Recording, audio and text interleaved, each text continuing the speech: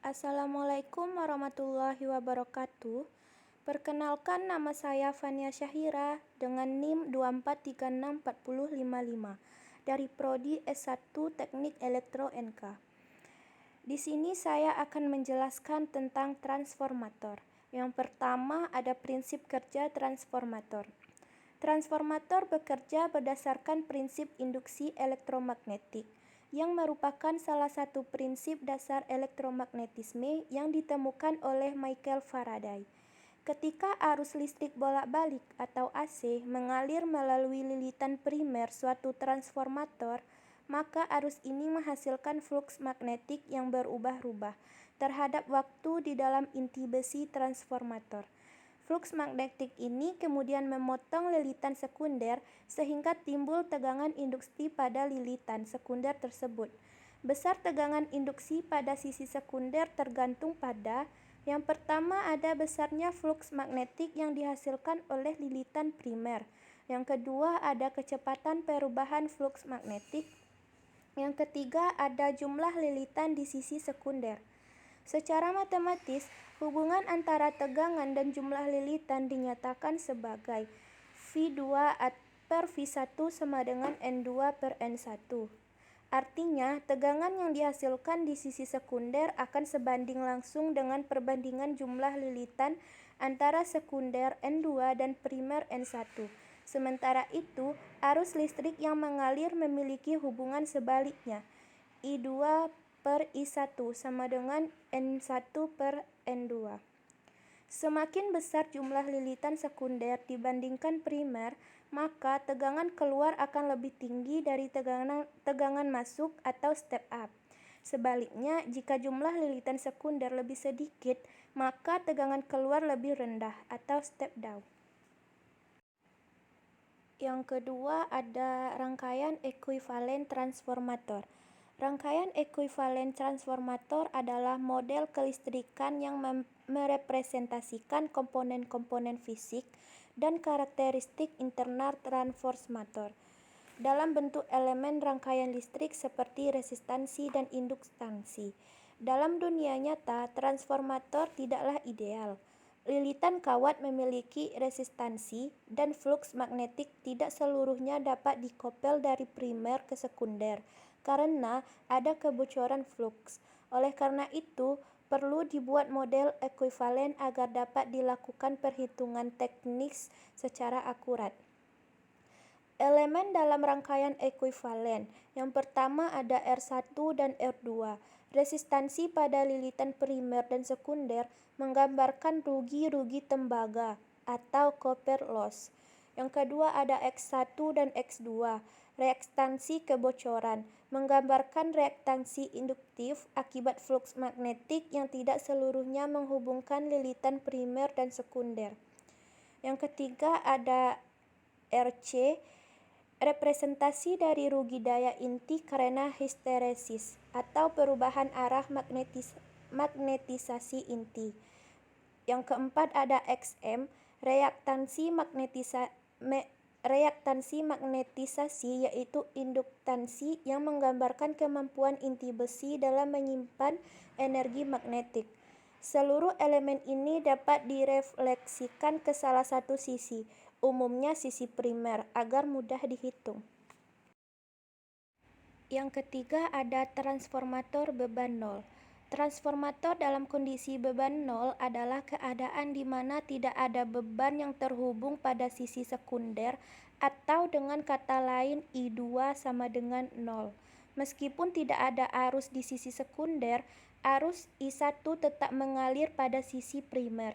Namun, arus ini hanya digunakan untuk menghasilkan fluks magnetik di dalam inti besi dan disebut dengan arus magnetisasi. Karena tidak ada beban, arus primer juga sangat kecil, umumnya hanya beberapa persen dari arus nominal. Oleh karena itu, rugi-rugi tembaga hampir tidak ada, dan satu-satunya rugi-rugi yang terjadi adalah yang pertama ada rugi histeresis, karena pembalikan arah magnetisasi dalam inti. Yang kedua ada rugi arus eddy, atau eddy current loss, akibat arus induksi dalam inti. Transformator dalam kondisi ini dapat direpresentasikan dengan rangkaian ekuivalen beban nol yang hanya melibatkan impedansi, inti, atau RC dan XM. Yang keempat ada daya inti dan arus magnetisasi. Ketika transformator berada dalam kondisi beban nol, arus yang mengalir disebut arus magnetisasi, yaitu arus yang dibutuhkan untuk membangkitkan fluks magnetik dalam inti transformator. Daya yang diserap oleh inti trafo disebut sebagai daya inti dan terdiri dari dua komponen utama. Yang pertama ada rugi histeresis disebabkan oleh energi yang hilang karena perubahan arah magnetisasi pada material ferromagnetik atau inti besi setiap siklus AC. Yang kedua ada rugi arus eddy, arus yang terinduksi secara tidak diinginkan di dalam inti logam akibat perubahan medan magnetik yang kemudian berubah menjadi panas. Kedua jenis rugi ini menyebabkan daya nyata yang diserap oleh trafo meskipun tidak ada beban yang terhubung. Persamaan total rugi daya inti. P inti sama dengan P histeresis plus P eddy. Arus magnetisasi juga menyebabkan munculnya impedansi magnetik yang mempengaruhi karakteristik trafo. Yang kelima ada transformator berbeban dan uji hubung singkat. Dalam kondisi berbeban, arus listrik akan mengalir di sisi sekunder. I2 tidak sama dengan 0. Arus ini menghasilkan fluks magnetik yang menentang fluks primer atau sesuai hukum Lenz. Untuk mempertahankan fluks total yang dibutuhkan, lilitan primer akan menarik lebih banyak arus I1. Uji hubung singkat atau short circuit test. Yang pertama ada sisi sekunder dihubungkan singkatan Z beban sama dengan 0. Yang kedua ada tegangan AC rendah diberikan di sisi primer. Yang ketiga ada tujuan mengukur impedansi total transformator. Rumusnya ada ZIK sama dengan VSC per ISC. Dalam kondisi ini, arus magnetisasi sangat kecil dan dapat diabaikan, sehingga uji ini fokus pada rugi-rugi tembaga. Impedansi ekuivalen trafo mencakup dua. Yang pertama ada resistansi total atau REQ, yang kedua ada reaktansi total atau XEQ. Ini penting untuk menentukan performa trafo di kondisi berbeban penuh. Yang keenam ada efisiensi transformator.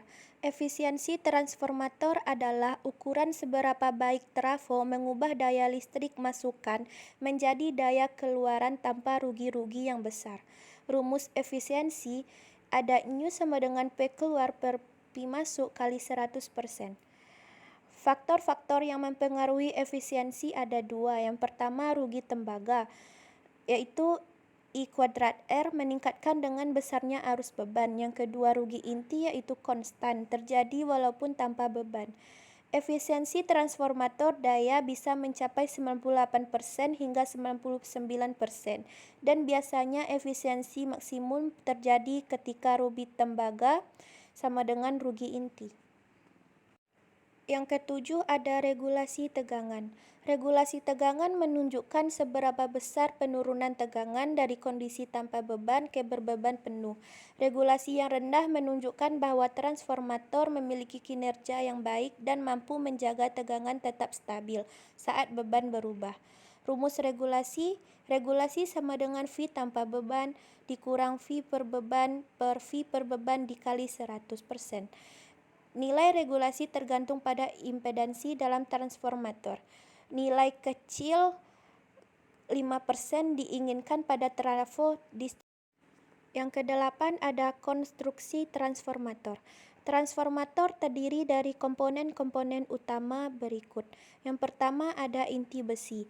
Fungsinya adalah sebagai jalan fluks magnetik. Yang kedua ada dibuat dari lempengan tipis besi laminasi untuk mengurangi rugi arus eddy. Yang ketiga dapat berbentuk inti EL, core atau toroidal. Yang kedua ada lilitan primer dan sekunder. Terdiri dari kawat tembaga berisolasi. Lilitan disusun secara hati-hati untuk memaksimalkan kopling magnetik dan mengurangi kebocoran fluks. Yang ketiga ada isolasi. Isolasi antar lilitan dan terhadap inti digunakan untuk mencegah loncatan listrik. Bisa menggunakan kertas isolasi, resin, atau minyak. Yang keempat ada pendingin. Trafo kecil adalah pendingin udara, trafo besar adalah minyak transformator sebagai media pendingin dan isolator. Sekian penjelasan dari saya tentang transformator. Saya tutup dengan Assalamualaikum warahmatullahi wabarakatuh.